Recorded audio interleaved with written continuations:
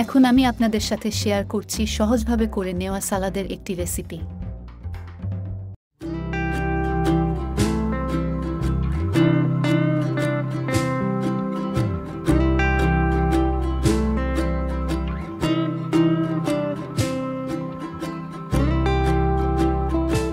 সালাদের রেসিপিটি করে নেওয়ার জন্য শসার খোসা না ফেলে শসা কুচি করে কেটে নিয়েছি। এর সাথে আরও দিয়ে দিচ্ছি কুচি করে কেটে রাখা গাজর। একই রকমভাবে কুচি করে কেটে রেখেছিলাম টমেটো এর সাথে দিয়ে দিচ্ছি। দিয়ে দিচ্ছি পেঁয়াজ কুচি আর দিয়ে দিচ্ছি কাঁচা মরিচ কুচি।